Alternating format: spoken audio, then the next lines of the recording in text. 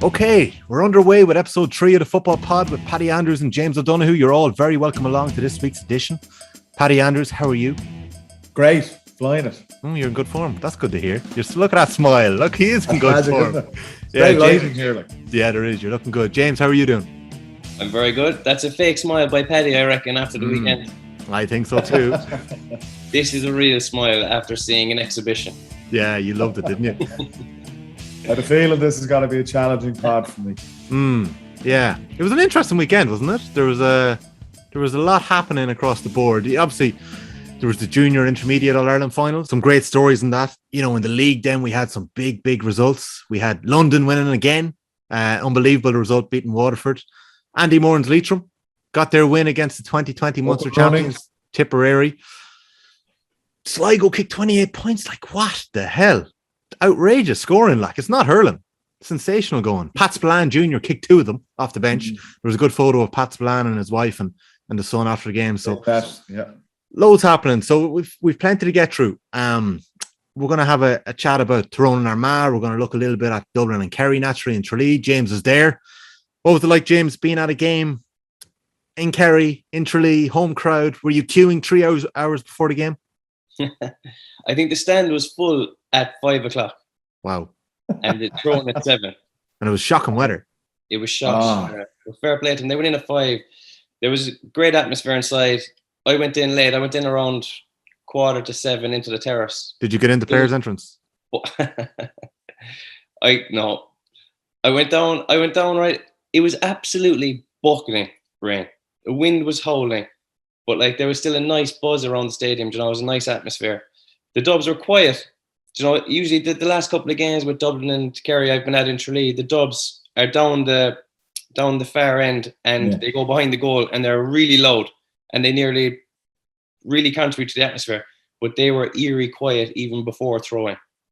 I think they knew that it wasn't going to be the best day for them. And the Kerry crowd were hopping, in fairness. Yeah, they were.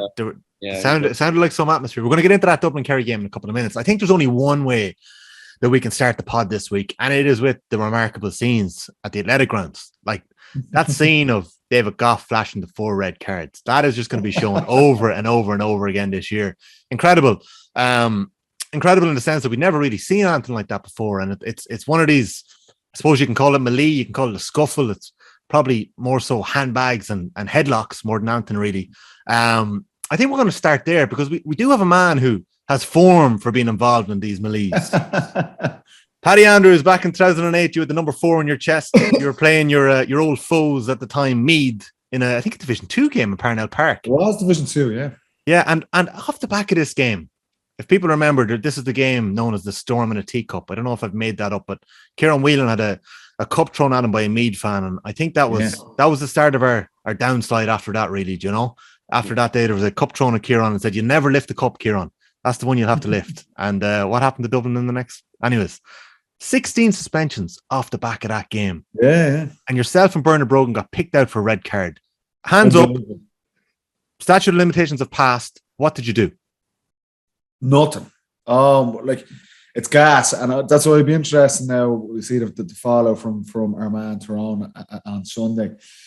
Like, Pillar Caffrey was the Dublin manager at the time. Meath, I'm pretty sure Darren Fay was playing. There were still a few of that Meath team were still locking around. Like, it was my first year with Dublin. And I don't know, Jimmy, if you've ever experienced this, like, we knew there was going to be a row in this game. It was like, we were told, like, if they start acting up, everyone in. And Meath were told, from talking to lads after Anthony Moyles is playing and stuff, Meath were told the exact same thing. So, like, both teams were just waiting for the very first flashpoint. And it was about 2 minutes in. Like 4 minutes, I think. 4 minutes in, yes. Yeah. So, the most innocuous stuff. I was, like, say, cornerback down the scoreboard end in Parnell Park. Between the 2 lads that were picked out, myself and Bernard Brogan, like, 2 of the worst lads to be in a row. Like, we do absolutely nothing. Like, and somehow Paddy Russell, who came to fame with Paul Galvin slapping the notebook out of his hand as well. Someone had told Paddy Russell these fellas came in late, and it was the fact that I was there so late. I had to run the whole length of the pitch. I was like the last guy in, and I shouldered some fella in the back. your man didn't even feel it, I'd say. He was looking and going, what's this little muppet doing? I was only 19. Like, did that, and that was it. And then I got out of there as quick as I could because there's some hardy men in that, like Wheelo and Darren Fay and these fellas. I was like, this is not the spot for a 19-year-old. So I got back out around the edges, and Burnham was probably the same. And somehow we were picked out of it. There was 4 lads sent off. So there was 2 meat guys as well. I must double check that now. Yeah, I think Niall McCaig was sent off. Yeah, I'll tell you what it was. Right, 4 Dublin players afterwards indicated they would not seek hearings. However, it was understood that Bernard Brogan, Diarmuid Connolly, Paddy Andrews, and Tomás Quinn intended to take their case to the Central Hearings Committee. It's wimps With Jesus. With 5 meat players set to miss 2 championship games. And I'll tell you why it's funny. 3 games. We missed 2 games, and the league final was one of them. So we played Westmeath in the league final, Division 2. We lost by about 7 or 8 points.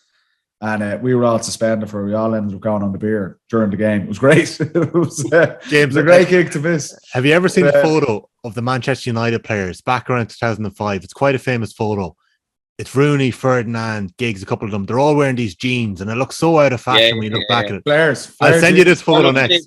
There's an incredible photo of the Dubs watching that Westmeath game, and I can picture Paddy Andrews in his hoodie. Oh, it's in Navan, is it? It's in Navan, yeah. It was in Navan on a Saturday night. Those jeans all went out of fashion, Paddy. That was all the rage back then. Flare jeans, kickers, hoodies. But anyway, Wheeler got sent off after about 10 minutes later, and you're right. Jeez, it was bad out form. Someone threw a cup of tea down from the stand. Like, was there actual tea in it? Yeah, Jesus, right. That's why obviously that pun came out of it. Now it didn't get near him, but it wasn't great. But we appealed, and they were like, no chance. It had got so much coverage. And this is where, and I seen Fergal Logan and Brian Dewar's comments after the weekend, and I have to say, and I don't know, I didn't think there was a whole pile in it. I'm surprised. Like, the footage wasn't great of the weekend, and particularly dangerous when you're right there at the railings. You see, like, there's kids right there. It's not a great look, but in saying that, it looked pretty innocuous as well. So I commend David Gough to kind of get in and say, look, right, let's stamp this out, because it's not a good look. Nobody likes seeing it. But it's just surprising that out of all of that, he's managed to settle on 4 Tyrone lads. And from Tyrone's point of view, that's 4 of their best players. You know, their player of the year, their captain, all-star, Peter Hart as well, Michael McKiernan. Like, they're 4 key players for Tyrone going forward. They're already kind of up against it. I know Jimmy tipped them for relegation from his first 2 minutes on the pod. But I can candidates only. I tell you, I can understand why they'll appeal it, but just the coverage this has gotten across the board, social media and everything, I think the GAA are going to support David Gough on this one and back him up. And I'd be surprised if any of the guys get off. But it's saying that, that's interesting. Like, from watching it back, and I watched it back again today, it is a lot of handbags. I don't know, but I think one thing I hate is the headlock. Like, when did this become acceptable, James, to go in and reef a fella from behind the neck and drag him in against a railing, or drag him to, like, that's dangerous going. Railing was dangerous, I thought. Now, Colin McShane, and I can't remember who it was. There's a couple of right in against it. Like, there was a lot. And actually reading, like, it's hard because the referees aren't given a platform to come out and explain or to talk. And sometimes I think that might make things a bit better if they were able to come out and say, listen, this is what I saw, this is what I got in my earpiece, this is why I made the decision. The GAA haven't made a clear dictate of whether what's going on, so I'm sure we'll hear about it. You know, Tyrone and Armagh it's within their rights to appeal it, but we'll see what happens there. James, you know the interesting thing on it, Tommy, just like David Gough takes his time. It's not a rash decision. He consults with both his umpires, sits back, both his linesmen, and perhaps maybe they've seen something that maybe the TV cameras didn't show. But like, he consulted with all 4 of his officials. He took his time with it and was adamant around it. So I thought it was well handled. But I do think it was harsh. Like, if you're going to go down that road, like the Paddy Russell road with us and me, it was like 2 each and just go off. Yeah. But to settle on 4 Tyrone guys, and then I actually think it was. It's just an interesting one how we settle on that. You're right. I'd love to hear about it. Yeah, I think if it was 2 and 2, there mightn't be much of a fuss. James, what did you make of it all? Would you be a man? Would it be all in? Would you be in? Well, I'm a lover, not a fighter, as you know. But you have to go in because it is the mantra all in or one in all in. So you have to go in just to show unity at the very least. But Paddy's right in terms of Gough. Like Gough has done this. He's the first person now to just go in and start waving cards after a brawl. So the GAA can't go against him because they'll be hanging Gough out to dry then. They have to support him. Yeah. So I think that the bans are going to be upheld. But like all these brawls, they're not good. They're not good for viewers. They're not good for supporters. But I was just thinking earlier, all the things you can get away with in a brawl, like you can basically go in and do anything because no one can see what you're doing. But like, even when you're growing up in club teams and things, there's things you can get away with. Like even when you grab someone by the scruff of the neck and you can give an old rabbit punch into the chin. Like that's not a card offense. Like that is a red card really, but you're not going to get anything for it. There, you can go in and just start pushing someone as hard as you can into the chest. Again, like not really a cardable offense. Taking someone to the ground, like it's a black card really, but in a melee or a brawl, you kind of get away with it. The headlock is something that's probably gone out of control, because it hasn't been given as a red card before. But as soon as you put someone in a headlock, it is dangerous. I know Jesus, in club games that have been nearly choked out on the ground. Like they've been tapping the fella's knee, going just leave me up, leave me up, leave me up. Like so that is going too far. And then the last one is if you see someone on top of your player, you have the right to pull him off your player as aggressively as you want, basically. You can rip the jersey off his back. And that's happening all the time. So I think a couple of red cards flashed will put a bit of a damper on all those things happening. And I'd support Gough if I was GA. But you know what's interesting? Like, Gough has set a precedent here. And I agree. Like, the GA think you're going to back him. These rows happen all the time.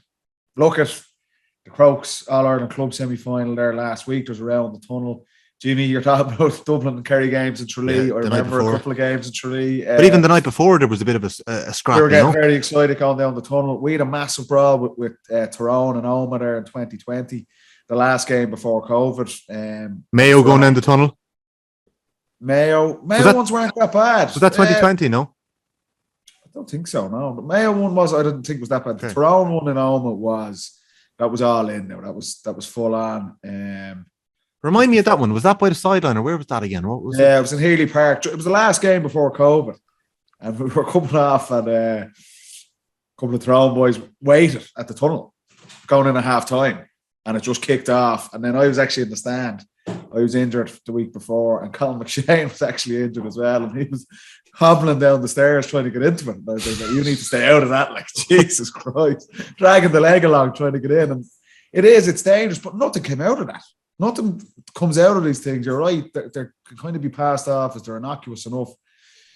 But they can go wrong. Something can go wrong and someone can get seriously injured. And that's what the GAA do not want to get themselves into that situation.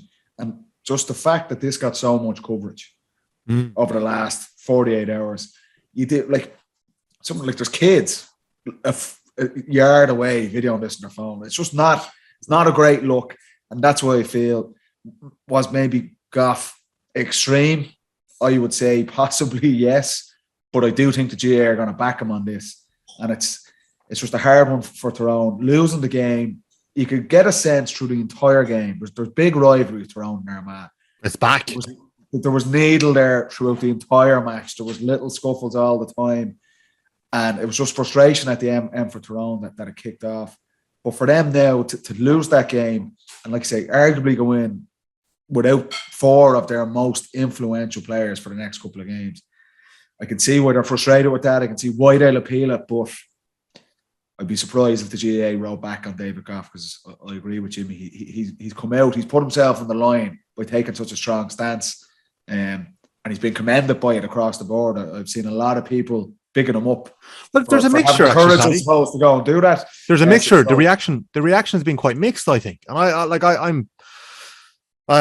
been in the same boat as the two of you. I think maybe 4 was excessive, but maybe 4 was the statement that was needed as well, you know. And it is harsh on those players in the sense that they're flying fit, probably They have big league games coming up and they're going to miss them. But like, you know, we see it at club level and we give out stink about, you know, these disgraceful scenes where, you know, it's starting to happen where fans are getting involved. And it, like, all you needed was imagine in the athletic grounds, if someone managed to throw a box over the railing in the crowd, you'd be crying assault. There'd be an issue there. Do you know what I mean? So I think I actually looked away watching the live game. I had 2 games on it. I think I had the Mead game on in my ears. And once the Stroud started, I was like, oh, I couldn't be arsed watching this, like, because there was nothing happening. Like, it wasn't like Mead and Mayo back in '96 when there's flying kicks or there's punches or there's whatever going. Like, that was a row. Like, there was, this was like 10 lads should have been sent off that day in '96. Yeah, this was pathetic. This was very tame compared to that now. And I think what happened, they're just going to go in and start pushing each other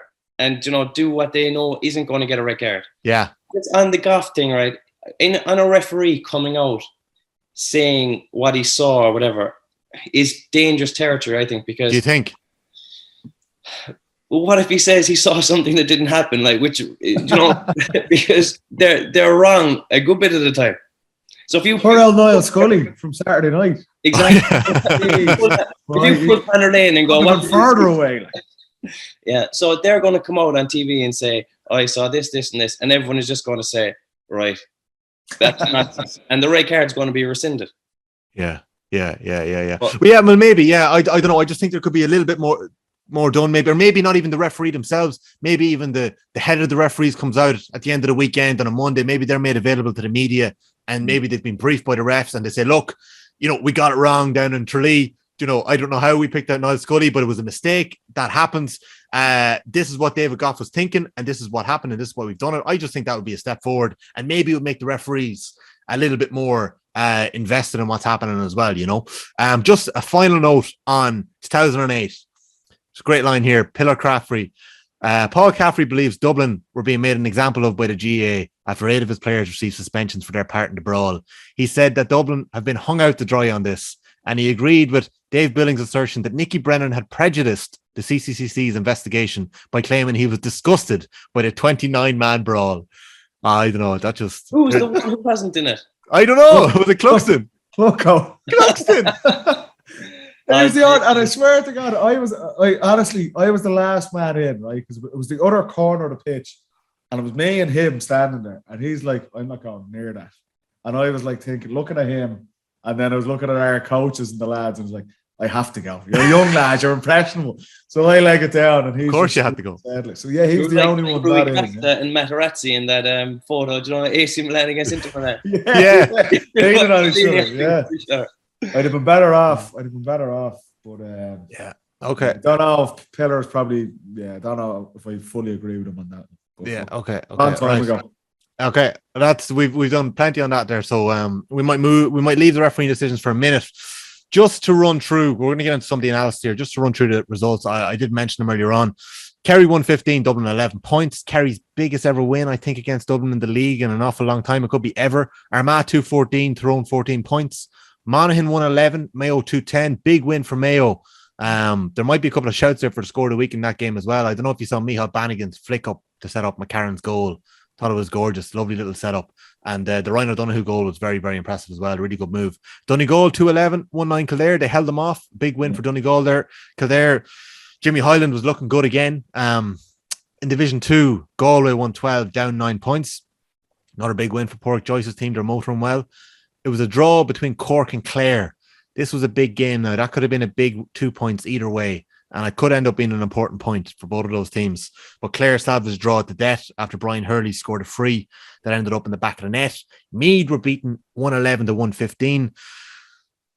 The 15 minutes before half-time really killed Meath in this game. They were in a decent position against the wind, and I think Roscommon scored 7 or 8 points in the trot, and it was just too much for Meath. A man black carded for the first 10 minutes of the second half, and the end of the game with 13 men is James McEntee. Andy McEntee's nephew was red carded, and Andy was red carded himself. Actually, it was 14 men. Andy obviously wasn't on the pitch. So that was a 4-point defeat. And then Offaly and Derry, a massive win for Derry, 2-13 against Offaly, 7 points. I'm not sure if you saw that video put into the WhatsApp group there, Paddy. Can you confirm whether it was Rory Gallagher screaming in the 72nd minute, go for goal? I told you, he's hoarse after every match. We were chatting to him when he came on last year. Yeah. I remember watching the championship game against Donegal. Yeah. And Oh my God! Like, there was a smaller crowd, but the poor fella, how he wouldn't be able to talk for 3 or 4 days after a match. I'd say, but they're like, it was definitely him, and it was a great finish by Shane McGuigan. Yeah, geez, he's lucky he went for the goal. He'd have been killed if he didn't go for it. I was never going to go for a point there. The keeper was out on top of the keeper. The keeper was all over the shop. They were 9 points. They were 9 points down, and there was only a minute or two to go. So Paddy Donnican was a good bit. I think it was Paddy Donnican was a good bit off his line there. Derry just carrying on their form again. Yeah, the Rossies doing what they do, relegated, and then start steamrolling Division 2. And Galway, another good win. So it looks like already after 2 games, you're looking at those 3 teams. Definitely, 2 of those guys are going to shoot it out. Derry Roscommon, I think, will be a big game. Whoever might win that one will get promoted up to Division 1, I feel. And I think Galway will go up as well. And then you're looking at Meath, Offaly, Cork and Clare. It's well, no, Cork and Down. Clare are playing Derry now at home in their next game. That'll be an interesting one. You know, Clare, very good Division 2 team. It'll be interesting to see where that one goes. Is that in Ennis? That's in Ennis. So that I'm gonna get to that, I think. So that's gonna be an interesting one. Good game, yeah. Division 3, Limerick, 6 goals so far this year. They had their 2 goals in the first 5 minutes in this game. They bet Enda McGinney's Antrim above an Antrim. That's a great win for Billy Lee's Limerick. Like, that's a huge win. Laois and Westmead 2-11 to Laois's 11 points. That was tight. Westmead got a late goal with Kieran Martin. And then over in Longford, it was 9 points to 1-6 against Louth. Louth got a late free to equalise it. Samuel Roy scored that one. And then Wicklow, who had a good show on the first day out but fell short, drew it for Fermanagh, 110 to 2-7. So it was a tough start for Kieran Donnelly and Fermanagh. And Wicklow there got their first points under Colin Kelly. And then in Division 4, which is shaping up to be really interesting, London with that 1 point win. Haven't played in 2 years. Now they've got 2 wins back to back. Run roll, they're hot. Leitrim, 2-8 to 2-6, 2-16 to 2-8. 8-point win against Tipp. I was following this game on Score Bio, the app, and what was most impressive was Tipp got a goal when there's maybe 5 points in it. Leitrim responded with a point inside 30 seconds. Tipp get another goal to bring it back to win 5 points. Leitrim respond with a goal in their next move. So great signs there in Leitrim. Great win, and well done to Andy Moran and his team. Coincidentally, I think that's Leitrim's first win since 2020 as well, March 2020, in any grade in football. Like, so massive for them. Sligo 28 points, Carlow 5. Like, Jesus, Carlow could have been going into that game, you know, with a point on the board, 2 points on the board. They've been 10 points up against London the first day, and now they've been beaten by London, and now Tipperary by 28 points to 5. So that's tough. And Cavan bet Wexford 17 points to 1-8. So they're the results. We're going to be getting into a few of those games in a little bit more depth now over the next hour or so. We'll be getting to our football pod Q&A. We'll have a look at our fantasy teams, where James O'Donoghue has rocketed up the table and Paddy Andrews has slid back down towards the relegation zone. We'll be talking about that as well. So you are listening to episode 3 of the football pod with Paddy Andrews and James O'Donoghue. Do hit subscribe. You can subscribe to us wherever you want, whether it's Spotify, on the OTP Sports app, whether it's Apple, wherever you listen to the podcast. Hit subscribe, hit follow. There's different functions of giving us a rating. We would love it. You can let us know how James is getting on so far. He's doing I think he's doing all right, Paddy, isn't he? He's settled in. He's settled in. So never a doubt. We're going to be back right after this with a bit of chat about Tyrone and Armagh and Dublin, Kerry and Tralee. You're very welcome back to the football pod with Paddy Andrews and James O'Donoghue. I'm Tommy Rooney, and we're about to get talking some football, naturally. So let's start with Armagh and Tyrone. Armagh 2-14, Tyrone 14 points. Armagh doubled down on their first day performance. They were electric in this first half. They scored their 2 goals. They probably could have had more. Jason Duffy's finish for a second was brilliant. A brilliant run by the midfielder. Slipped it to Duffy. I think it was Tiernan Kelly. Slipped it to Duffy. Steps Morgan and buries into the back of the net. They probably could have had a couple of more goals, lads. James, you must be impressed by Armagh. Armagh look like they've done a pile of work in the winter. They just look a step ahead of everyone physically. But the most impressive thing that I can see about Armagh is that they can all kick a point. No matter who's in the position, left leg, right leg, they're throwing it over. They're actually everything that Monaghan aren't at the moment. Because Monaghan are kind of playing similar-ish in terms of, like, they're getting into good positions, but they don't seem to have the fellas to take the shots. And unless you can score, everything else is going to be under pressure. And when you're throwing over points easily, it papers over an awful lot of cracks going the other way. And I just think that Armagh, for some reason, I think they must be doing a lot of work on shooting, but their scoring threat is massive at the moment.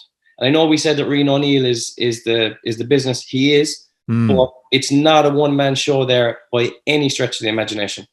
And if they can keep tipping away at those scores, if they can hit the 18, 19 points every game in the league, I know the scores will probably drop down once they hit Ulster Championship, but if they can hit those standards in the league consistently, and the confidence that's going to bring them, they're going to be a savage outfit. Yeah, that's interesting. It's going to be interesting to see, are they that far ahead physically of everybody else? Is that the difference at the moment?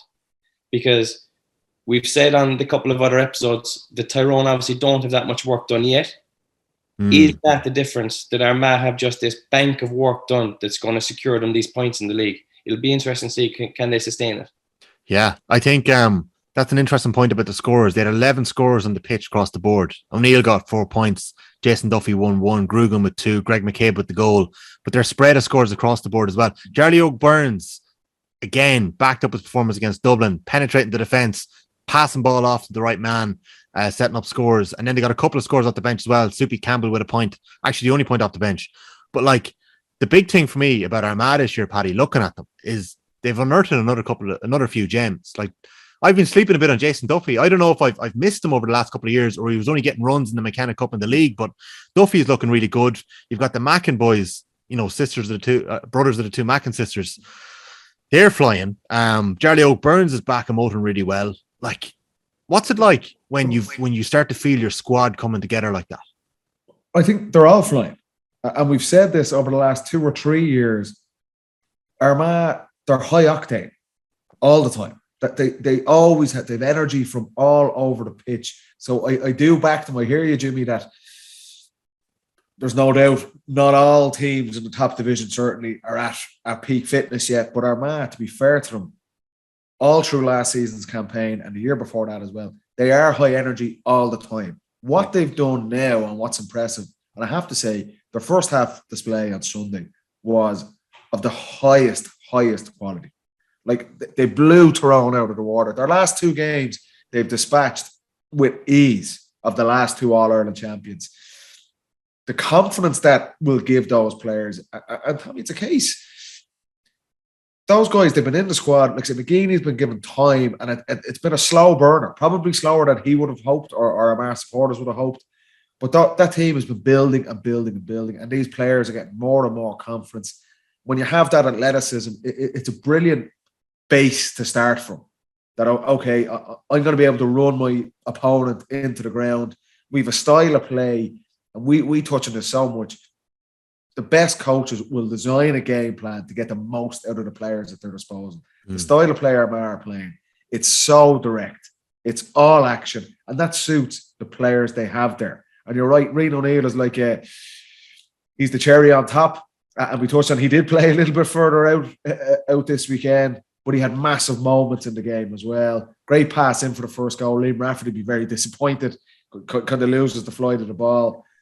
But they scored 2-14 on Sunday, 2-15 the week before. And you're right, they could have had a couple more goals against Dublin. They certainly could have had a couple more goals against Tyrone. They're absolutely flying in at the minute. They've Monaghan the next day out. Monaghan, they'd be disappointed with losing that game in Clonus yesterday. And all of a sudden, you're looking at Armagh. We said at the start of the National League, there's always 2 or 3 teams between all the divisions that get momentum.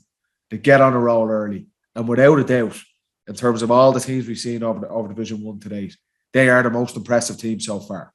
100%. 100%. And the confidence they will take from it to beat Dublin and Croke Park, which none of those players had done before, and then to take down the All-Ireland champions in the style they took them down. A little bit wobbly towards the second half, but that was just Tyrone had to come out with something. It was good to see that bit of bite from Tyrone. Like, you could see it. Well, they had to. They were so far off the pace in the first half. There had to be some sort of reaction. But the damage was done, very similar to what we seen in Tralee with Kerry and Dublin. Just the gap was too big. They were never going to get it back. But it was a bit of fight from Tyrone, but I still thought Armagh finishing the game out well. A great score from Campbell coming off the bench. We've seen O'Neill winning the long kick out.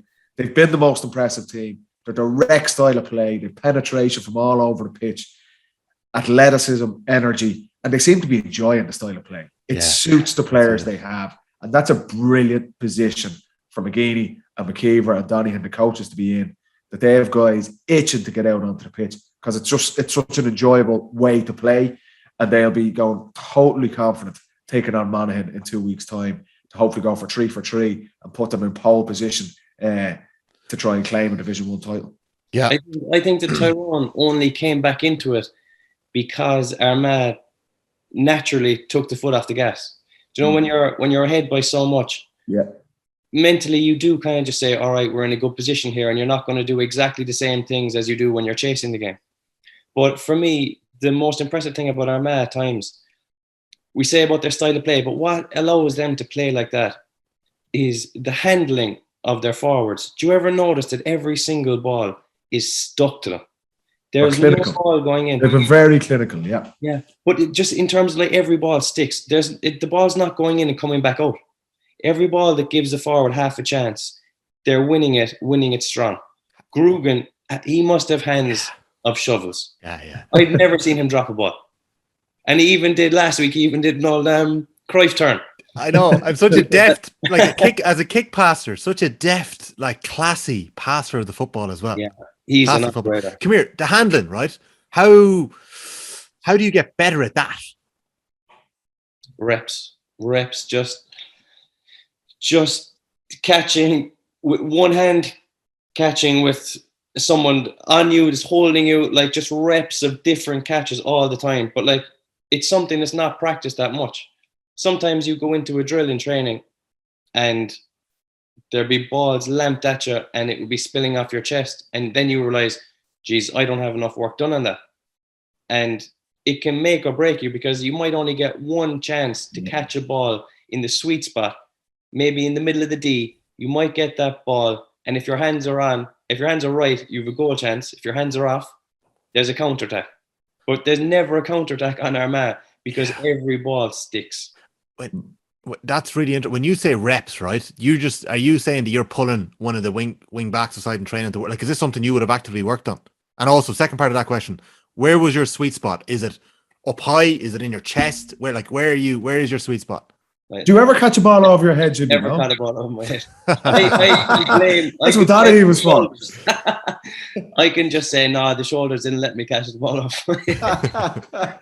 But I used to like it just there, Ritz, in front of your face, that you could hold it out far enough from the defender that even if he got the hand in, you'd still catch it. But yeah, 100%, I used to do an awful lot of work on handling because I actually have small hands. I just knew that I needed to do a lot of work on it. I hated dropping the ball. It's just a bad sign of a forward when you drop the ball. And now, if you drop it, teams train counterattacks night in, night out. If you turn over the ball there, it could be in the back of the net. But at the highest level, James, you only get one chance with it. You're talking about particularly Ulster Championship, you're talking about All-Ireland series, All-Ireland finals. You're going to have a man, if you're on the full forward line, you're being man-marked. And you're being man-marked by some of the best defenders in the game. If you don't collect the ball first time, forget about it.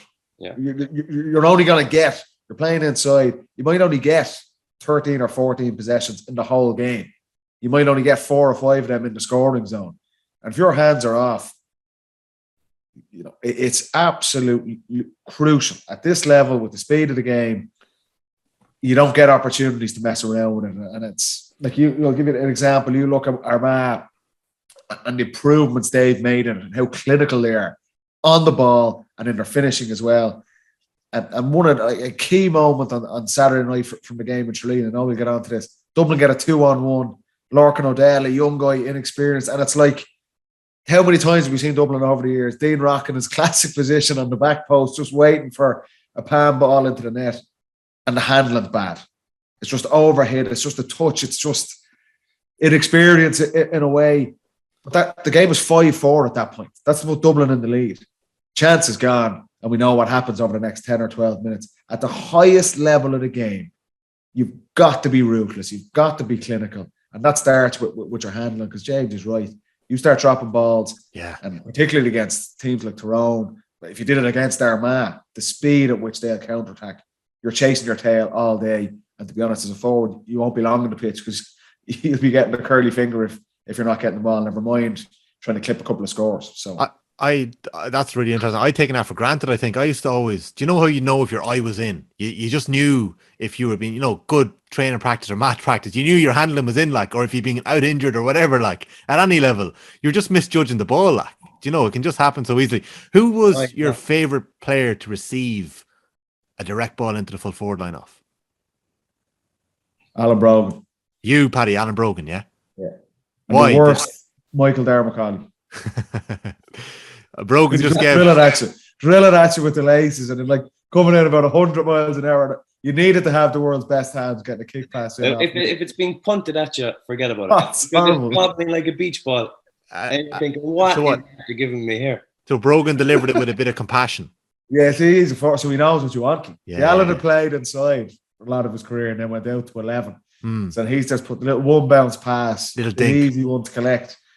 Connolly was hard work as well. Like, Connolly just drill it at you as well. Like, he'd have no time for it. Was Connolly's hard work because he played it with the outside of the boot a lot? Yeah. I was coming at you like 100 miles an hour now. Yeah. Yeah. I remember a teammate pulling me before about that, saying, stop passing the ball like that. We can't catch it. But very often the best passers are the best receivers because they know what they want, and so they know what you want as the receiver. So they're not giving a big awkward pass. They're kind of thinking, what would they like to receive? And they're giving you the same thing. Like, obviously I'm going to say Gough because he played inside and then he went out to 11 and he just had the pass would nearly catch it for you. It was so soft. He put a bit of spin on it that it would bounce up. Like, there's a massive skill in that kick pass. Do you know? Yeah. Would Buckley's passing have been very, very good? Johnny Buckley's, yeah. Yeah, was there something about the Crokes team, the way they used to bounce pass it in? They just had such a nice style of, maybe it was just Gooch who led that, like, but... No, the Crokes would have, like, almost a philosophy, to be fair to them, where they'd instill that in the young lads very early, and they all can give that lovely pass. And it has to be coached young. Yeah. You know, because it has to be so second nature to you, just give that right ball. But in fairness to all those Crokes lads had it. Who was the Michael Darmacaulay of the Kerry team? Oh, I'd say there isn't one, is there? Tommy Griffin or something. Next year. Okay. Brosnan. Hello. Brosnan wasn't a great man for popping ball. Brosnan had a bit of an old punt kick in him as well. Like. He did. Punt kicking into the back of the net. Okay, that was an interesting segue, lads. Right, let's go to Tralee then. Do you know, you spoke to us a little bit about the atmosphere, James, that was there. Were you huddling with a couple of mates, or were you surrounded by, who were you watching the game with? Yeah, went over with my father, Dermot, and a couple of buddies, and yeah, we were huddled in nicely. We needed to be because the rain was absolutely pelting down. But it started. When you see those conditions, are you thinking like, I'd love to be out there or not? I was delighted to be retired now, and I was watching on telly on Saturday night. I did no use out in those conditions. Like, yeah. But for some reason, the rain in Tralee is all right because the surface holds up and it's a nice zippy game. Whereas there are some places where you're playing in the rain and the wind picks up and it is demoralizing. But for some reason, Tralee is not the worst place. It's worse to watch than play, I reckon. It's one of those. It's one of those kind of places. Come here. What's Jim O'Donoghue like to watch a match with? Your father. He's good. Very good. Does he get into it? Does he roar? Is he shouting? He's obviously a man with a couple of. Is he 3 or 4 All-Ireland medals himself? 3, yeah. 3, yeah. No roaring, no shouting. Okay. Just watching, taking everything in. Would he have a quiet word with you? You probably haven't watched many games with him, have you? Kerry games. We haven't, to be fair. No, I'd say 2 or 3. I'd say ever, yeah. But we used to go up to Croke Park together and watch the games when I was younger, but not in a long time, not to be fair. So it is nice to get those days out. Well, I think the wind and the rain actually helped the way the Kerry wanted to play the last day, because if you heard Jack O'Connor's interview after the game, he was saying we're a kicking team. We stopped kicking against Kildare. And I think that was because a bit of Newbridge, it's hard up there to actually play that game. Whereas Tralee, the field was wet. They could zip the passes. The Dublin full back line, in fairness, were a bit off the boys in the full forward line. Everything was sticking. It was just fast, quick game. and it suited the way Kerry wanted to play, I thought, and they made hay off it. Let's talk about Kerry's attack a little bit, because early on they were getting a bit of ball and they had a couple of wides, and then Clifford misses a penalty. And as Paddy mentioned, we have the Dean Rock chance, I suppose not the Dean Rock chance. It was more, Lorcan Dell coming through, and it was a missed opportunity. Then we have the Dean Rock goal that gets disallowed for the incorrect black card that was attributed to Niall Scully. But I think the point is worth making. The screen itself was a foul. Like, it was a bit too obvious. The screen, he nailed the Kerry defender, and Rock was left in a load of space. So we're not really arguing the fact that the black card was right, are we? No, or is that harsh? Is that a harsh black card? It was cute defending. I think the defender makes the most of it as well. Yeah. Okay. He knows he's been caught out, and to be fair, if it goes over the bar, it's probably not called. Technically, look, it is a foul, so look, that's fine. I think the issue was Scully was actually having a good impact on the game. Dublin, I think, started a hell of a lot better throughout that first quarter. I thought it was very nip and tuck. Bear in mind, against really a strong wind, Dublin started off a lot better than they did the previous week against Armagh. Scully gets sent off. He's one of their most experienced players, and in terms of managing control in a game and control and transitions, he's a key player for Dublin in that regard. And despite the positive start they've made in that quarter, over the next 12 minutes, they're outscored 1-9 to no score. Yeah. And the game is up at that point. And in that instance, and sympathy with Desi Farrell, it's like, in a game like that, and you know it, James, and we would have had it ourselves when we were at our peak, when you're down a man or you're under the cosh, you kill the game. And that just comes with experience. You start keeping the ball, you start slowing it down. Maybe Clifford tried, to be fair to him. He did. Yeah, but that needs to be a communal thing. And it is. It's from kickouts, it's sidelines. Let's get to half time here. But Dublin have 5 or 6 new guys who have never really been in that experience before. Like, Tralee is a hard place to go at the best of times. Even our team at our peak, I don't think we ever won down there. We had a draw and a couple of defeats. And to be fair, it was going well to that point, but that 10, 12 minutes, Dublin were just wide open at that point, and they just lost all momentum in the game. And once Kerry got their tails up, it allowed the space inside them for those guys. It allowed Kerry to play their exact A game. Like Jacko said it after the game, you've got a full forward line like they have.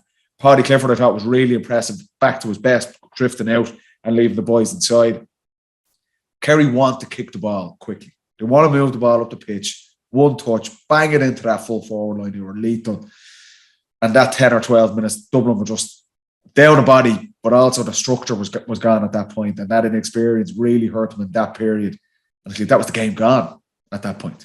Yeah. Game over. A 13-point deficit at halftime. There was no way they were coming back despite the conditions and things like that. So that's the disappointing piece, but you got to give credit to Kerry. As Jacko said it, far more clinical, far more direct in their style of play, and that's when they're at their best. We said it. Kerry are not. They struggle when it's tighter. It's a more compact game, like it was in Newbridge, or like it was against some of the northern teams last year. The space was there for them, and if you give those guys space, there's nobody better. Nobody better. Some of the scores were spectacular. Dublin just didn't have an answer. James, just on the Gael boys. Oh, sorry, do you want to jump in there? I'll come back to my question after. Go on.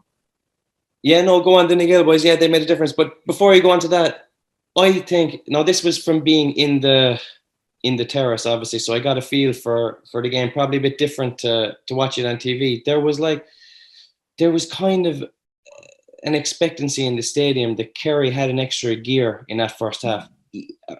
Fair enough, the black card definitely was the starting point. But I just thought that Dublin were so open.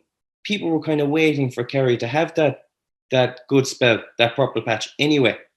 And it was just strange that Dublin left their backs so exposed. Like, we talked about last week, Cian O'Sullivan coming back, protecting his full back line, just doing the clever thing. Dublin had the chance to do that and just settle themselves, but they didn't. And even 6 points into that 1-9, right? So they're right in the middle of their purple patch. Yeah. Why didn't they then drop a man and say, right, they've done enough? Like, they stuck at it. They stuck at man for man for 25 minutes. You know, right up until the end of the half. And even if you look at the goal, Clifford is one-on-one to receive the pass from the sideline inside the whole 45. Yeah, with Gannon, isn't he? Yeah, inside the whole 45, and they're going. That is lads being hung out to dry. You know, we touched on it last week, and the full back line, you know, they're the consequence of it. They get all the stick, and it's like, geez, the Kerry forward line run amok, and listening to Spillane and Kieran Whelan analysing at half time as well. Like, there's not a lot that the full back line can do there. There's a gale force wind. Kerry are like peppering the ball inside. Again, there's not massive pressure out around the middle of the field. I thought the midfield for Kerry this week made a massive difference as well. Dermot O'Connor had an excellent game. And we've seen Sean O'Shea back to where he's more comfortable. He clips a couple of scores. You're right. Like, Geaney probably a little bit wayward initially. He could have had a couple of scores early on as well. But once it clicked, Dublin didn't help themselves in terms of how open they were and just isolating that full back line. And bear in mind, these are inexperienced players. It's not Mick Fitzsimons and James McCarthy and these guys who, okay, if you want to go one-on-one, well, they've proven they can do it over years and years and years. These are young guys coming into that environment. That is a massive ask, and it was a bad 10 or 12 minutes for Dublin, and they look at that. But I think the goal is just an obvious example of that. One-on-one. Clifford inside the 45. And then Darragh Moynihan comes running through. And he does well to make that. Yeah. He's clean through and goal. It's like, it's too easy. It's too easy. And it was too easy against Armagh last week. You feared for it. If Armagh could do that, what if Kerry got their tails up with the likes of Clifford and Sean O'Shea? And they did. And you're seeing it, like I say, 1-9 in. 1-9 without reply in a quarter. And they only kicked the point in the second half, but they never really looked like they were in danger. You know, Dublin added tagged on points, but they never looked like they were in any sort of danger. James, on the Kerry attack last week, we had a good chat. Paddy kind of brought it up in yourself, talking about McManus loving the rough stuff. Another man who absolutely does not shy away from it is David Clifford, and he obviously gets his fair bit of treatment from it. There's a lovely moment where himself and Small had obviously had a bit of a scuffle or a skirmish, and then as referee is going to deal with it, I can't remember what he does. It could have been a yellow card each. Clifford and Smalley just kind of smirk and smile at each other and pass it off. But like, that's two competitors going at it, so you know that's never really gonna. Obviously, Clifford has had a couple of red cards at reacting, and he's probably been harsh once or twice. I think there was a sending off in Tyrone where a Tyrone sub got him sent off. I'm going off on a tangent here because my question is not about Clifford loving the rough stuff. My question is about that David Clifford point that loads of people are saying is the score of the week this week. And it's an incredible point because like Kieran Kilkenny is shadowing him. He gets the ball. He's about 45 yards out. He's going down the side and he cuts in nonchalantly and swings it over the bar. In terms of the best David Clifford scores you've ever seen in your life, where does that one rank? The sickening thing is probably not even in his top 10. Like, he has the ability to do anything.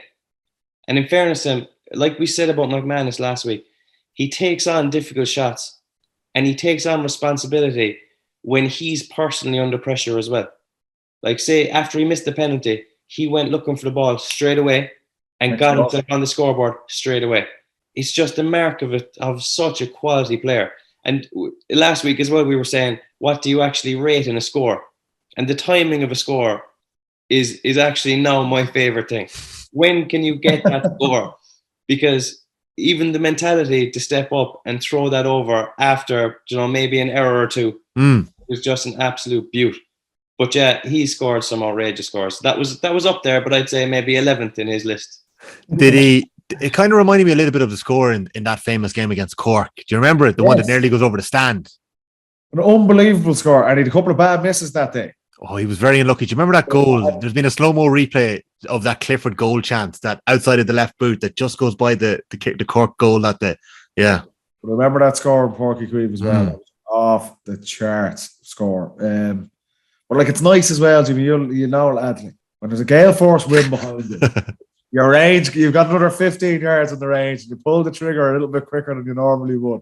But the footage of the fan there from the stands. Class. Get that angle of it. He kicks the ball about 100 yards into the air. Like, he's got to come down. The ball nearly finished up in Killarney, I'd say.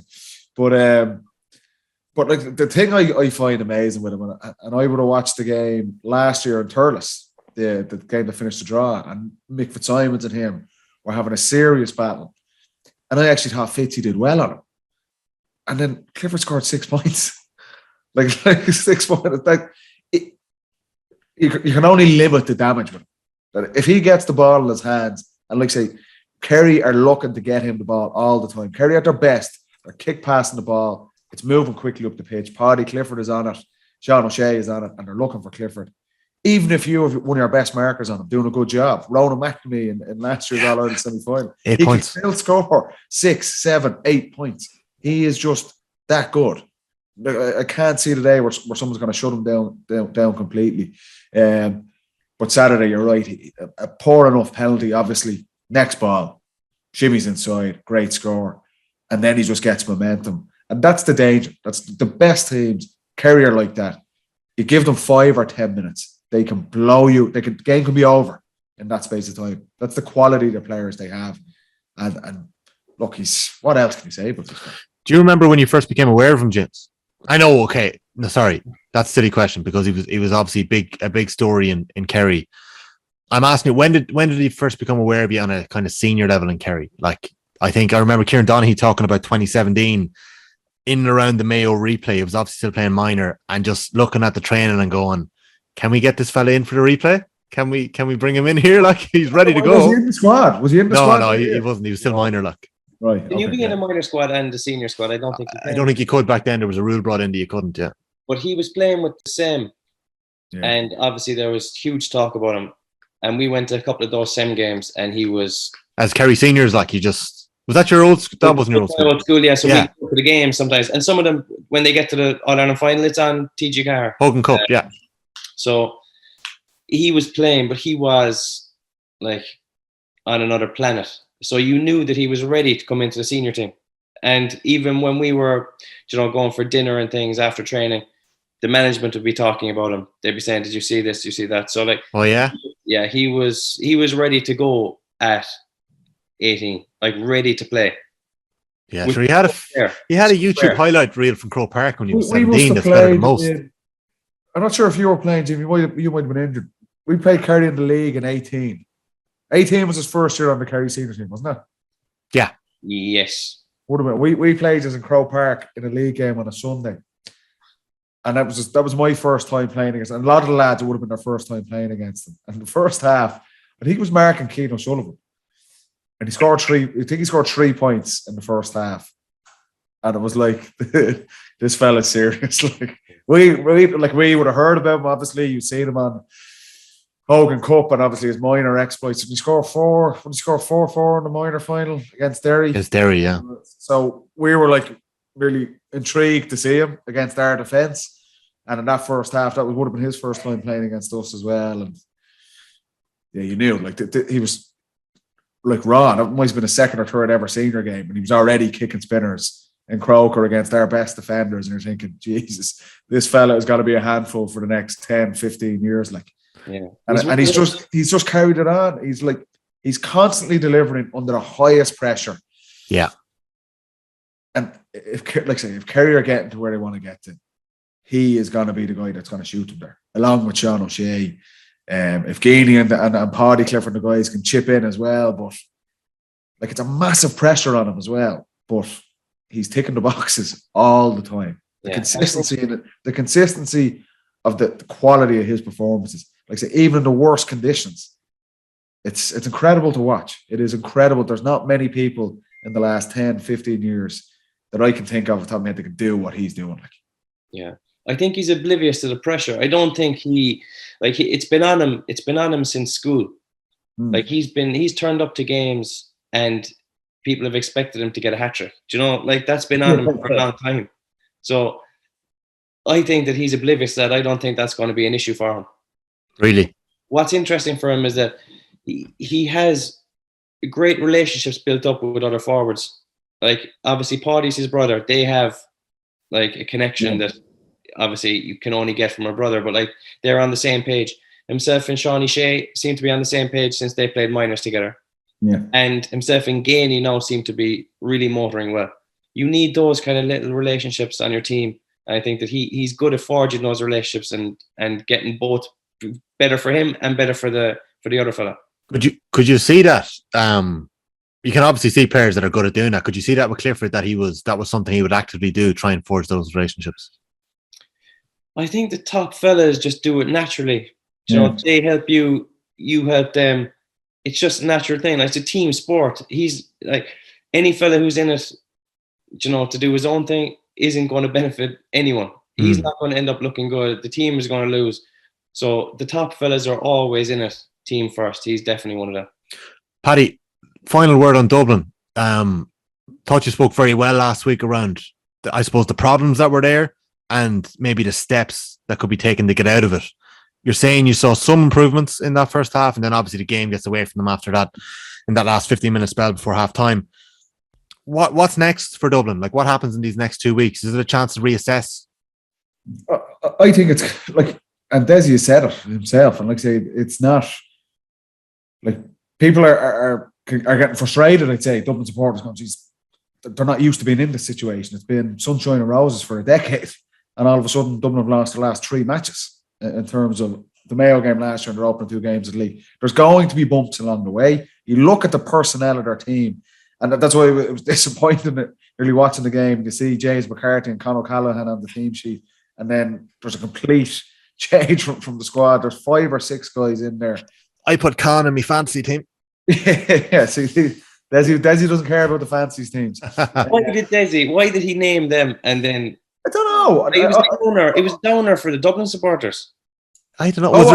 I'd say it was. I was excited. I was like, geez, Con is back. Con, I think, is one of the best players in the game. He's just a totally different dimension. When like Kieran went inside and played inside, which I actually liked.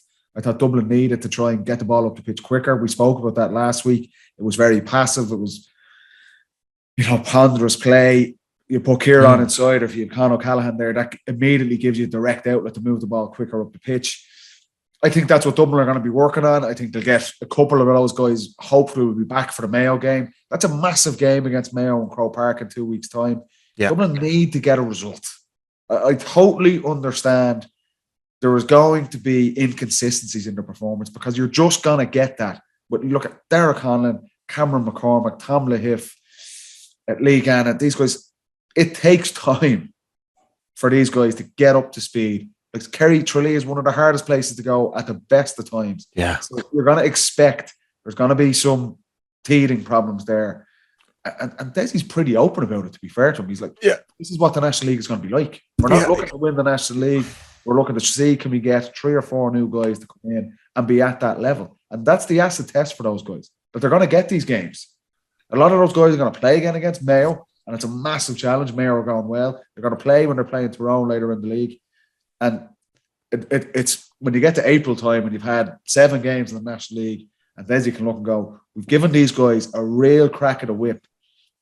Some of them aren't up to it, but we found 2 or 3 who are ready to play in the championship to supplement the guys when they're fully back. Your Michael Fitzsimons, your James McCarthy's, and these guys as well. So I think Dublin, they're going to continue to try and find new players and bring them through. They're being exposed at the highest level of the game.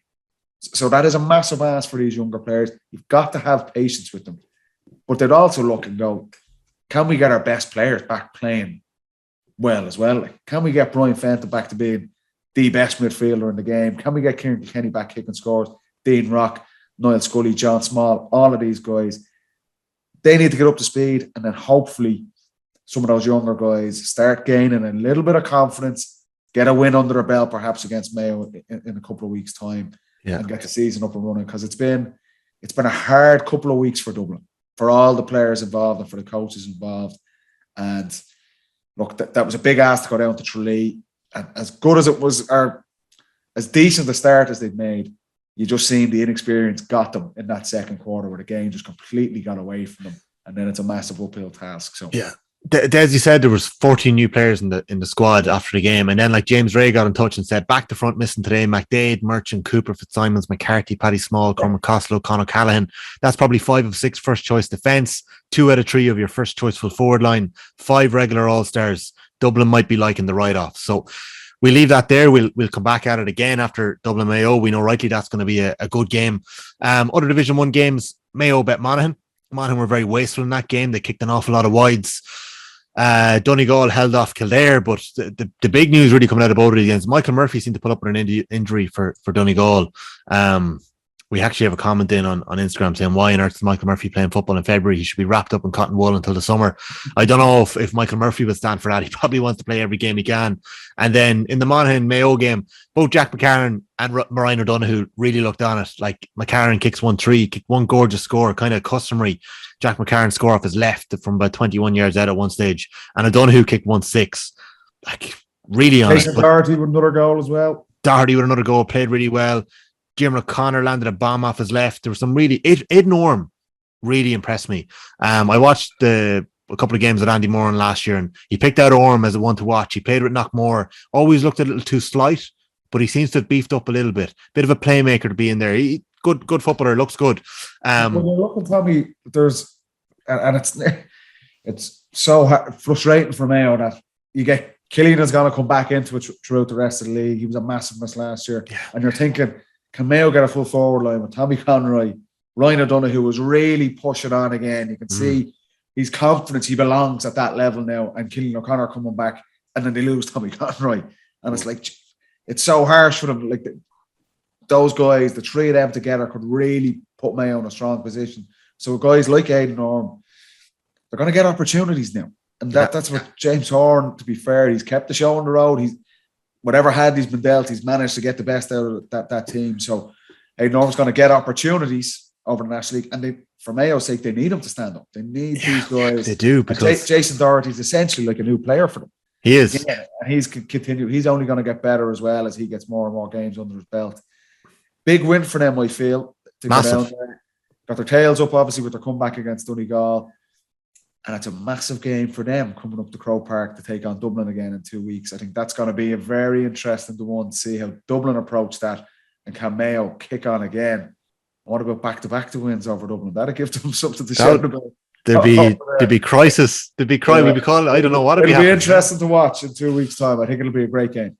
From that Mayo game, Paddy, Mayo lost Owen McLaughlin to injury, and it was such a pity. McLaughlin's such a bad run of luck since last year when he had that horrible injury against Dublin. And then, look, I don't want to be getting in speculation here because we don't know. We're recording on Monday night. We don't know yet what it was. It seemed to be an ankle injury. There was word that he was in a boot after the game. So hopefully that isn't another long-term loss. They obviously lost Tommy Conroy to a cruciate in the Sigerson. The last day we were talking.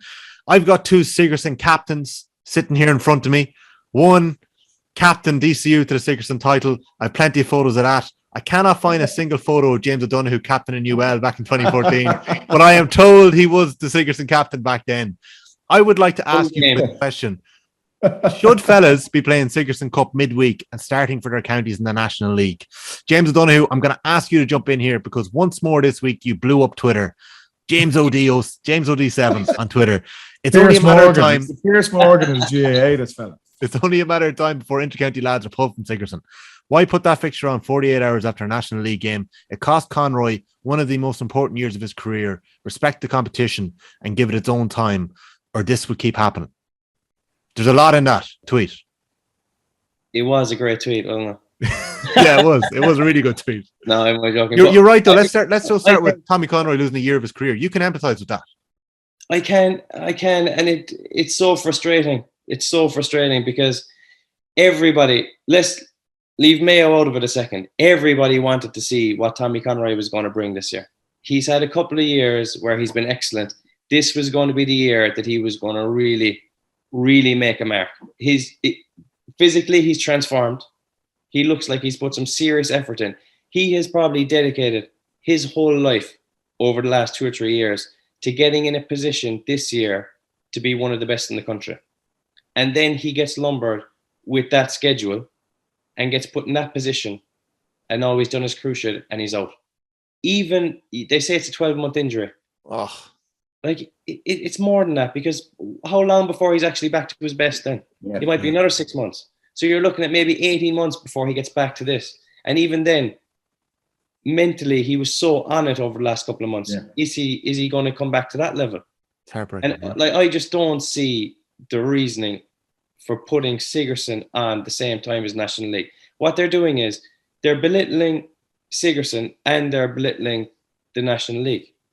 Because the National League is not miles off Championship. Like some people were replying to me kind of going, oh, it's still ages away from Championship. National League is right up there with Championship now. Yeah. And the press are hammering it. If you lose, you're under pressure. If you win, you're brilliant. You know, it's not like it's going under the radar. You are depressed now. News. But it is Playing the media. So okay. So I retweeted this tweet because I can empathize with a lot of it. But upon further inspection, I can't tell what you're saying here. Are you saying to get rid of the Sigerson? Are you saying that it needs to be? What are you saying here? He's putting words in your mouth. This is what happens. No. I'm just trying to figure out what's going on here. Like, what are you like?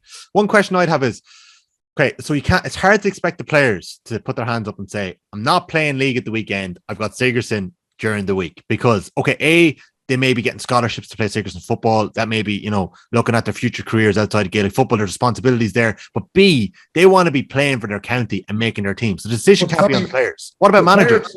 Players, it's not fair on players. These are all younger players as well. They're probably inexperienced in terms of their inter-county career. It's the coaches have to have a stand at this. If you're asking a guy to play in like horrendous conditions we've had over the last 2 or 3 weeks, and generally that's what Sigerson's played in. You got guys playing on a Sunday in a tough 75-minute National League game, travelling home that evening in lectures then Monday, Tuesday, playing again. They're probably the main men for their college team on Wednesday, again in horrendous conditions. Then they're going county training on Thursday to play again the following Saturday or Sunday. That's 3 savage games in a week. It's inevitable you are going to get knocks at this stage of the season. You're hoping it's like a bang or maybe a couple of weeks out. But the situation, you can't be surprised when something like that happens to someone like Tommy Conroy. And it's heartbreaking for him. It's heartbreaking for Mayo. James is right. You're looking at how Ryan O'Donoghue's kicked on and taken the confidence from last season. Tommy Conroy, no doubt, is thinking of that. Vice captain with Mayo this year. Like a massive player for them. And he's looking forward to going, this is a breakout season for me again. And it's taken away from him like that. You're talking about player welfare. You're talking about the colleges being given the limelight that competition and the history and tradition deserves. You've got to rely on the coaches of the inter-county teams and the colleges to figure this out. You can't put that on a player to turn around and say, I'm not playing, or I want to play that. Because the players will generally want to play, but it's probably not in their best interest to do that over the course of 2, 3, 4 weeks in a row. It's inevitable you're going to get these knocks. But I don't think that who's looking out for the players there, because I don't think there is anyone at the minute, James. It's not. I agree, because the Sigerson crowds, right? They've only got another year of even knowing this fella, whoever it is, and then he's out of their lives. He's gone working somewhere. Do you know? Like, they have no loyalty to the players because they're only in their university for a couple of years anyway, and then they're off and they have a new person in. So are they really that concerned about that player's welfare when they only have him for a couple of years? I don't know about that. Like, I think what the Sigerson offers players around the country is an incredible opportunity. There's obviously a mixture there between players of an inter-county standard and players who are trying to break onto an inter-county squad or come on a bit further. Just Paddy, you've spoken before about the crack that was there in that Sigerson win that you had before and the memories that were made. Football can be very, very, very, very serious. And the Sigerson Cup, it's bizarre that it's not given more credence, more spotlight, that there isn't more fans at it, because there's incredible, like David Clifford was playing in UL there about 2 weeks ago, putting on a show, and like there wasn't, I don't know how big a crowd was bloated, like, you know. I don't know if I would point the finger at the colleges. I personally would be looking at inter-county managers and saying, in a way, can you not live without this player for a week or two? But I would also be looking at the GAA schedule, which is the issue. Now, in saying that, Paddy, I'm probably looking at Division 1 managers saying that when you get down lower in the grades, it's probably more and more difficult to let players off. So I don't know. Like, Colin Collins isn't starting his Sigerson players. You know, there's a couple of players there that are flying for UL, Em McMahon and Daniel Walsh, and they're not starting for Clare. Even if they weren't starting, like Maurice Brosnan had a tweet there 2 weeks ago. In February 2016, 5 games in 16 days, Jack McCaffrey, hamstring. Paul Mannion does his quad. In that same year, Tony Kelly and Sean Finn play Munster League in Fitzgibbon, ankle ligaments and cruciate for each of them. February 2018, 4 games in 10 days, David Clifford does his hamstring. February 22, 2 games in 4 days, Tommy Conroy does his knee. McLaughlin, it looks like he's done his ankle. Like, we're nearly at the business end of it. Like, NUIG are playing Tralee on Thursday night. DCU are playing UL. The Sigerson finals the week after. Like, we had this issue at Congress last year and we were looking at reshaping the calendar. The whole thing needs to be ripped up and reshaped. There must be room somewhere for the Sigerson. There has to be. The only thing with Sigerson is the only people. Why do you hate the Sigerson? Why do you hate this? Who are interested? I never won a match in it. Like, the only people who are interested in Sigerson are the people playing. and then did you ever win a Sigerson match, Jimmy? In all your time in UL? 1 game, 1 defeat.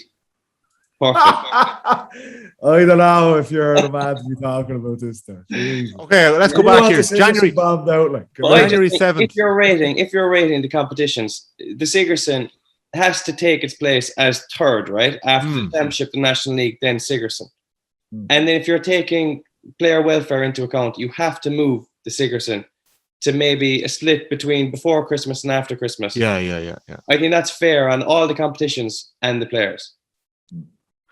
Yeah, I'm just looking at an article here from January 2014. O'Donoghue content after UL's impressive opener.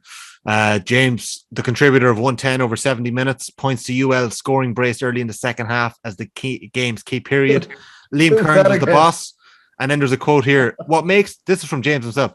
What makes today's result all the better is that we were missing Desi Mohan and Offaly's Owen O'Connor. These are big guys for us and we'll be stronger again with them back.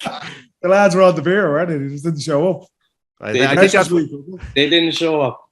And forgiven, not forgotten. We actually had a very decent Sigerson team that year. A few years. But we had a decent Sigerson team, but we had a couple of lads playing with the northern counties that year, and they picked intercounty over Sigerson. It was sore at the time, but I've had a bad experience with this, James. This is what happens. It's good to see you're over it, though. Now that I've talked about it, maybe I have gone a bit over the top now. No. Now that I've let it out, but they picked National League and their intercounty teams over Sigerson. So maybe it is a choice that needs to be made. It's not right the way it is at the minute. It's not. If you're looking at Tommy, like you're saying, where can we squeeze it in? The National Leagues are starting now in the last weekend of January. Yeah. So can we play the Sigerson before Christmas? A lot of colleges are doing their exams in December. So then you bring it forward to November, whereas most club championships are on right in the middle of that. And lads are definitely going to play their club over college. Or then you bring it forward to October. That's like literally the 1 month guys might have off. They might, if they're in an All-Ireland final later on in the year. Or again, they're right in the middle of club championship. It's very difficult to squeeze it all in. And ultimately, no more so than we were talking about last year, proposal A and proposal B. Yeah. There has to be sacrifices made. There has to be give and take made. But at the minute, when you're seeing these guys, some of the best young players in the country, picking up major injuries, and you're looking at it and going, how are you surprised when you see these guys playing 4 or 5 matches in 2 weeks' time, or over a period of 2-3 weeks? It's a massive ask in these conditions, this time of year. You're gonna pick up these knocks, and that's not right either. You've got to look after players, so it needs to be figured out, because it is despite what Jamesy says, it's a great competition. And it's a savage. It is, but it's No, I get what you're saying, though, James. Yeah. Struggling to make it work at the minute. I just think the whole thing needs to be redrawn. We know that there's going to be Congress in 2 weeks, so we'll see what happens there. It might leave a bit more room in the calendar. The thing needs to be figured out. Let's move on. Let's go around the grounds. We're going to get to our score of the weekend in a couple of minutes. We mentioned them briefly earlier, but Arthur D was in touch, and he said, expecting some acknowledgement on the football pod this weekend Final score at Markovich Park. Sligo 28 points. Carlow 5 points. Some scoring, boys. Like, we didn't see it, obviously, but like Niall Murphy kicked 9 points. Liam Toey is flying for them. Another man playing Sigerson at the minute. It's incredible. Tony McEntee has them moving well. If you look at the scores in Division 1, it's been relatively low scored. The team's getting 11, 12 points. We've seen the conditions over the last 2 weekends.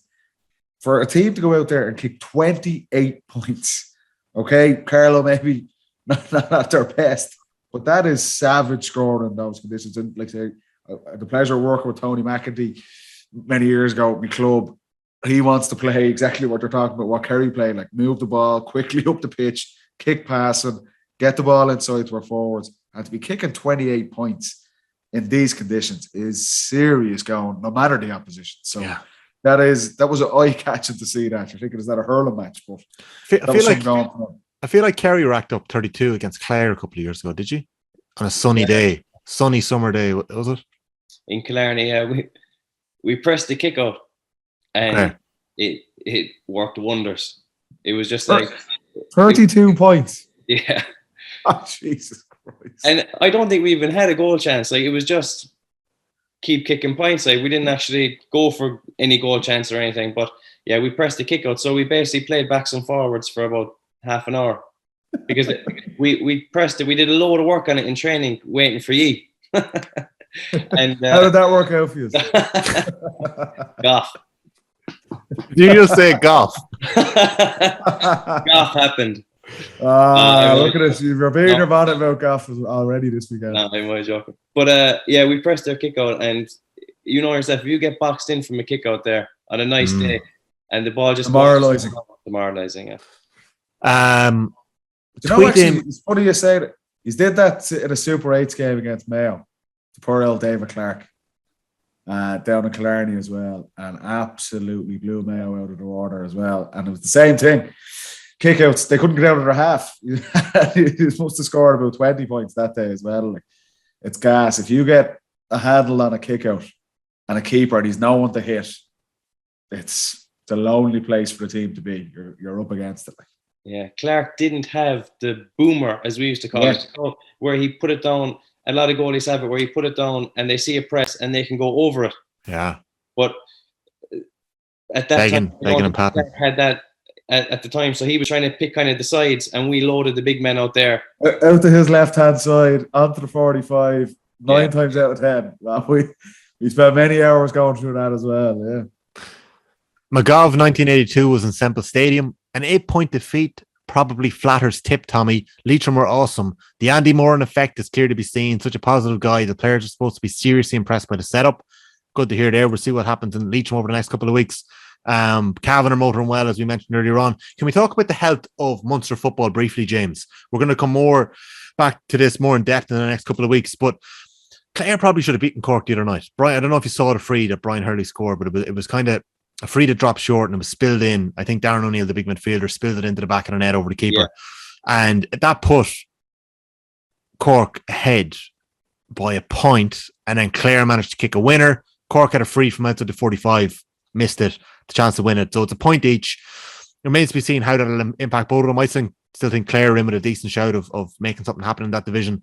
Like, where are Cork at? Like, still a very young side. Like, it's clear over the last couple of years, Sean Powter is the leader. We know he is. You know, Blake Murphy kicked 3 points the other night. He's an All-Ireland under-20 winner. But, like, Mark Collins is confirmed to be gone now for the season. And, like, Mark Collins has been synonymous with Cork football for the last decade. And one of these players that was always seemed to be raising standards, always performed on the big days, even when Cork football may not have been motoring as well as they should have been. There's a host of other players gone as well. I think there's 7 players that have confirmed to not be part of Keith Ricken's panel this year who played a part last year in the championship. Rory Dean is one of them. Michael Hurley is another. Sean White is another. Big losses. Yeah. Tough job. Keith Ricken has a tough job in his hands. He has a very tough gig. But I actually read an interview he did in, I think it was in the Examiner. He isn't putting that much emphasis. Well, no, he is probably, but he's not going to completely be defined by this year, which is important for them, because I think he sees his job as completely restructuring Cork football. And it needs something. It needs a change because you said they've lost 7 or 8 fellas. They're going through that dreaded word of transition, but they're going to take a couple of beatings this year because up front, we say scoring papers over an awful lot of cracks. They can't score without Brian Hurley. It's just a one-man band up front. I know that the Finbars lads are going to come back. They might get 1 or 2 forwards in there. But unless Ricken can find a way to get 3 more scoring forwards into that team, he's going to find it very hard. But you know what I did? I just, before we came on, I went down through the 2010 winning team for Cork. Yeah. And listen to these 6 forwards. Kieran Sheehan, 10. Pierce O'Neill, Paddy Kelly, Goulding, Donegal O'Connor, and Kerrigan. Like, you've a Colm O'Neill coming on. Yeah, Colm O'Neill. Yeah. He was... Paddy Kelly was class. Yes. Pierce O'Neill was just an absolute horse. Monster. Jeez. Handful, like. Goulding, my cornerback days, Mark Goulding in a Sigerson Cup game scored about 1-7 off me. Goulding never missed a free. He was exceptional, wasn't he? He was yeah. It was a great Cork team. Like, you're right, James. Isn't that the name? Like, we were laughing about it, chatting with Andy before in his last pod about Leitrim and getting guys like Eamon and Mulligan and stuff back. You nearly laugh at, like, Clifford makes it look so easy kicking scores. That is the difference. If you have guys, when they get the opportunity, that can kick those scores, like you look at Monaghan losing, like Monaghan, if they're a bit more composure, a bit more clinical the weekend, they're going to win that game comfortably against Mayo. They're struggling for scores. They end up losing the game. It is the difference at the highest level in the biggest games. If you've guys that are kicking wides and just cannot get the ball over the bar, you're going to struggle, and you can see that with Cork. Like Cork going into the Munster Championship, coming up against a Kerry or coming up against even a Clare, as you're saying there, they're going to be up against it because Brian Hurley's not going to be able to do that on his own. No chance. Where would you see Cork sitting at the minute, James, in terms of the counties and Munster? Because we're seeing Billy Lee do a savage job in Limerick. We know the work that Colin Collins has done in Clare for the last 8 years. Tipp have won a Munster title in the last 2 years in Division 4. They're not looking great this year at the minute. Where would you see the other counties in Munster? I think under Kerry, I think Clare are number 2 now. I think they're going to have it over Cork. Cork are still 3rd. Limerick are now making serious gallop. You'd have them 4th, and then you've Tipp and Waterford. So the strength of Munster is difficult. It depends which angle you're looking at it. For Kerry, Munster is going to do them no favours because they're not going to get any test. There was 1 year, and Clare were excellent at the time, but we played Clare, Tipp, Munster semi-final, Munster final, and Clare again in the All-Ireland quarter, and then into Dublin. Like, realistically, undercooked without facing a big challenge. So Munster's probably not that strong. It's strong in terms of they'll all have close games against each other, but I think once Kerry come up against them, it's a 15-point drubbing. Yeah. But I don't know. When I think of Cork, I see that they've won a lot of kind of minors. Maybe not in the last. They've won one the last couple of years. Under 21s, James. Yeah. Under 20. Sorry. Yeah. City, is that the best thing for you to win that? Because it sounds weird, but is your best option nearly to lose a big final at that age and leave it stir something inside in you? Yeah. To go on and have that almost that gut-wrenching feeling of a loss to propel you forward, rather than think you're an absolute legend after winning in under 20s and you're going into a nightclub and you're the man.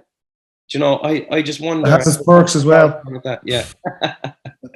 Yeah, I just wonder, have they fallen down a bit with that? Because not many of those fellas have gone on to drive Cork forward. But it's amazing. Their under 21 or under 20 record now is phenomenal in Cork. And Keith Ricken has won this competition. Was it 2019? They bet Dublin in the final. Yeah. And you're right, it just doesn't seem to. None of them have seemed to have kicked on at all. And we touched on it in our very first podcast this year, talking about previewing the national leagues and hoping for new teams to emerge. And it's funny, you look at Division 1 and it's as open a year as you feel as ever with the championship. with the teams coming through, and Dublin and Kerry probably coming back to the pack. But you're hoping for, a Cork, a massive county with massive traditions. Can they start getting back on the road? And you see Galway, to be fair to them, with Pádraic Joyce, they've ticked all the boxes that's been asked of them this year. They're another massive powerhouse who you're hoping they come back and be one of the dominant teams. They win the FBD League and have kind of been really steamrolling teams in Division 2. And then someone like Kildare with their lads, they've had a tough start, losing that game to Donegal. But Cork, traditionally, you're like, surely this team can get back. They should not be down being the third or fourth best team in Munster. They should be pushing Kerry and challenging Kerry, and they just seem so far off that now. And losing players like that transition word, which is a dirty word for coaches and supporters, but it looked like it's going to be a long year for Cork, judging by what we've seen so far in the opening 2 games of the National League. It's an uphill battle for Keith Ricken and that team. Yeah, well, they've got Derry and they've got Galway next in their next 2 games. And as you mentioned, the Finbars boys might be back. Blake Murphy did look good in that first half, kicked 3 points for Cork. He's one of the under-20s. Cathal O'Mahony was the man to start the show back in 2019 when they bet Dublin in that under-20s. And he looked really, really good. He did his hamstring last summer. So he hasn't really ignited at a senior level yet, but he's somebody who could obviously break through for Cork in terms of a scoring forward. But look at James, it's something we'll keep an eye on. They had Connolly, they dropped Connolly. Yeah. Luke Connolly. And fair enough. Looking from the outside, you'd be thinking he is one fella who can kick 2 or 3 points from play. Bit of magic, at least. Create something from nothing. Exactly. But he obviously doesn't fit into Ricken's philosophy. I think he's going for kind of more hard-working, kind of honest fellas. But there has to be some trade-off with the bit of class that a Connolly brings. Because even... I don't think they have the luxury to dispose of players like that.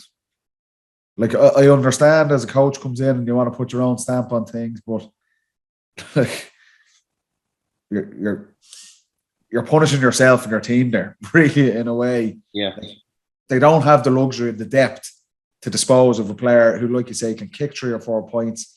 There's lovely outside of the left foot passes. Yes. He tries things. He's a unique player. It can be frustrating, I'm sure, to coach or to play with at times because you're not sure what he's going to do.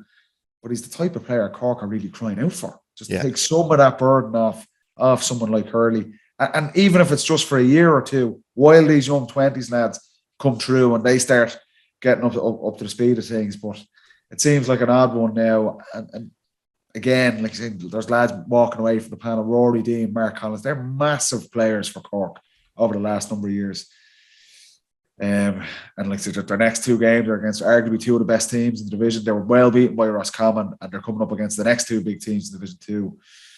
That could be it could be we could be having this conversation again in a couple of weeks. We're about an hour and 20 minutes into episode 3 of the Football Pod of Paddy and James. We are nearly done. We've got a couple of quick fire questions to get through. We have our fantasy football shout outs to do. Just before we go, can I give a shout out to Ross Munnelly? I was lucky to play under Ross back in 2011-12. I bluffed my way onto a freshers DCU team with him. I put a photo up on Instagram during the week. And from that freshers squad alone, it was a decade since we'd lost a freshers final. John Small, Donal Rinn, Shane Carey, Conor Boyle, Conor Moyna all started for their counties, to name just a few at the weekend. But we have to focus on the remarkable longevity of Ross Munnelly here. He's kicked a point at the weekend to make it 20 consecutive seasons that he's kicked a point for Laois. Come off the bench, kicked their last point in the defeat. Like, he was a very successful freshers coach in DCU for a couple of years. I don't know whether coaching is on Ross's mind going down the line, but he certainly had a big impact on an awful lot of footballers coming through in DCU. Maybe that's why I was so defensive of the Sigerson earlier on, James. I was always a Sigerson wannabe. I never got that chance. I was always a wannabe, never got there. But Ross Munnelly, like, that's just unbelievable. It's amazing how he's still going. 48 years of age and still going. That is kudos to Ross. Above doing some, I did a thing in DCU. Obviously, I'm back there doing a bit of study. Yes. And Ross is working in the alumni department. I don't think I ever played with him. Did you not? I thought you would have had a year. Maybe he moved on. He was there before me playing, and then no, I don't think I ever played with Ross. Played against him obviously a lot of times with Dublin and Laois, but I remember him being like a massive part of Miko's team, 2003. Yes. When Laois bet Dublin and bet Kildare and won that Leinster title, and it was prime Micko. And Ross was like a key part of that. That's nearly 20 years ago. It's incredible stuff. Incredible stuff. Just to have the mentality to keep going back. And like I say, that's Laois haven't had a whole pile of success over the last number of years, and Ross is there, still going back, shoulder to the wheel. It is incredible. It does deserve a shout out. But yeah, you're right. Like he's 50 next year. It's still going. It's some going. Like it is. Right. Let's get into some of the listeners' questions before we wrap up here. Actually, before we do that, Jim McEnany had a tweet this weekend. Former Loud footballer, son of Eamon McEnany. For the 400th time, imagine how good a RedZone setup would be for National League games. Massive infrastructure would be needed for it, but it'd be so good and it'd be well worth a subscription.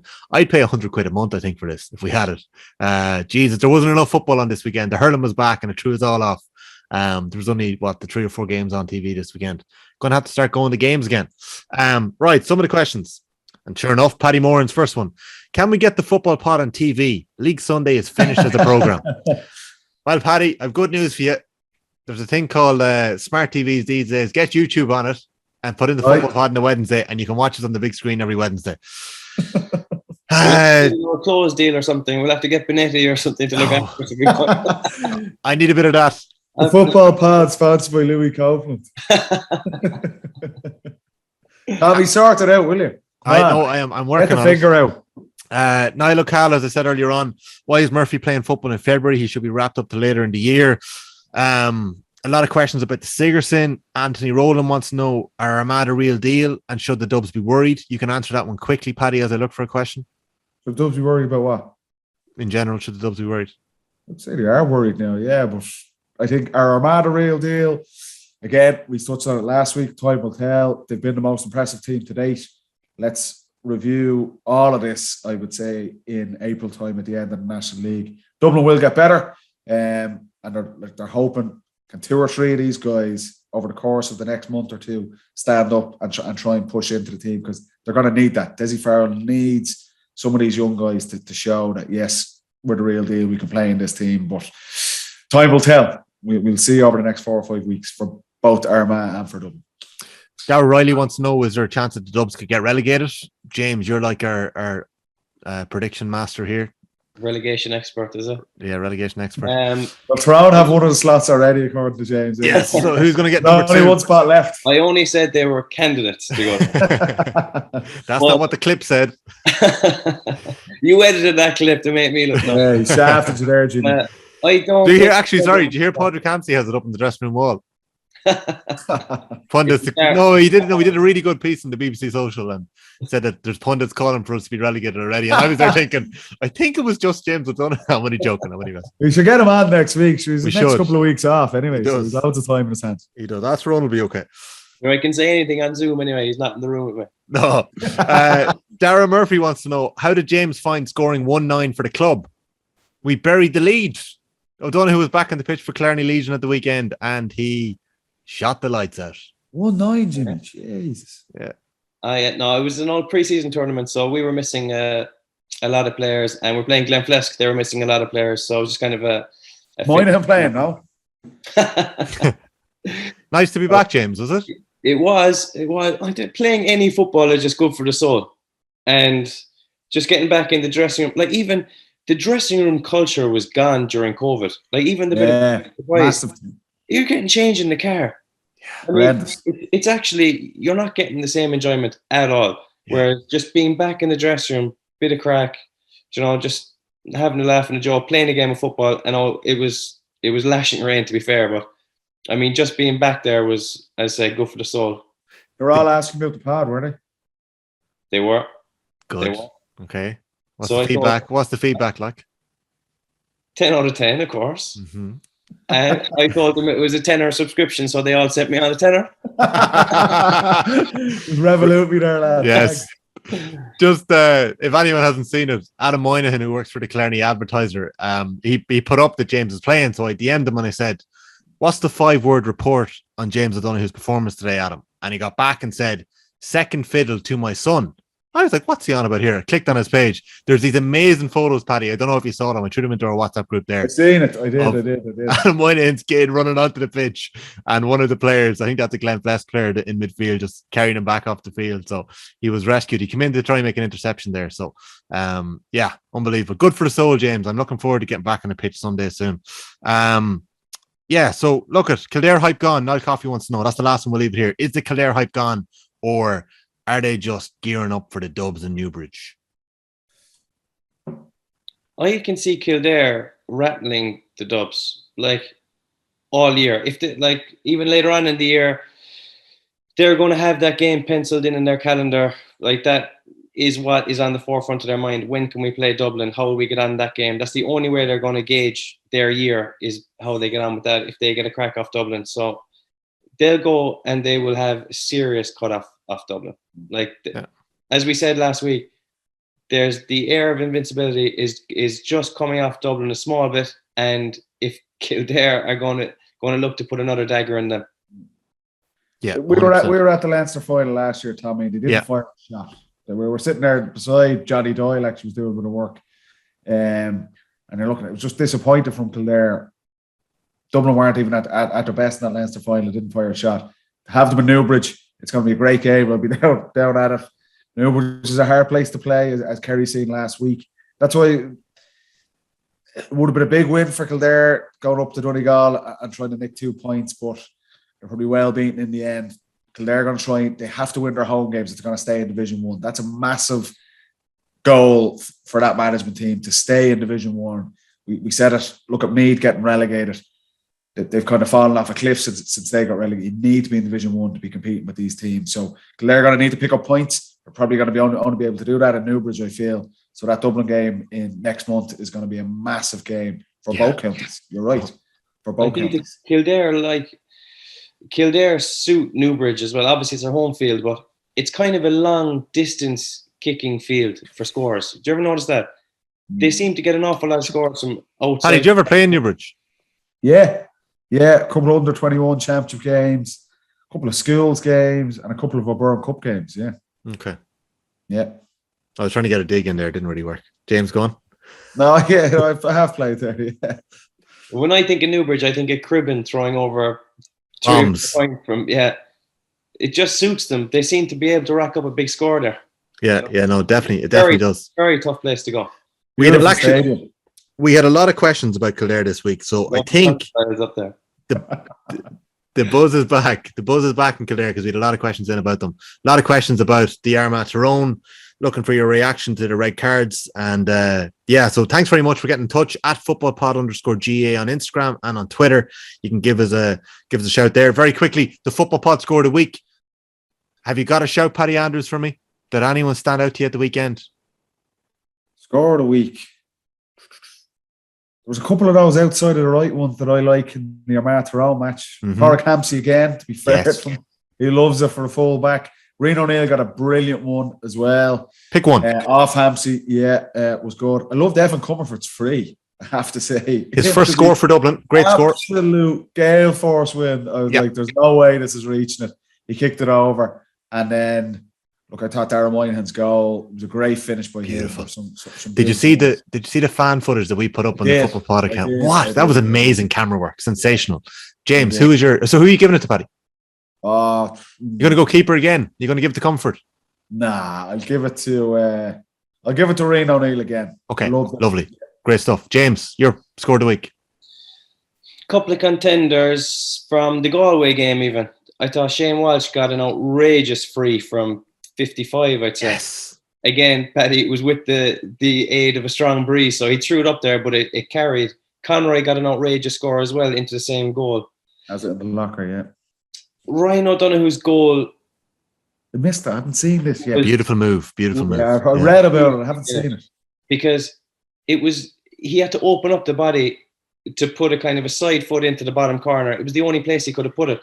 Like that. Someone else would have chipped a point. Another fella would have blasted at the goalie. But it was kind of Henry-esque, wasn't it?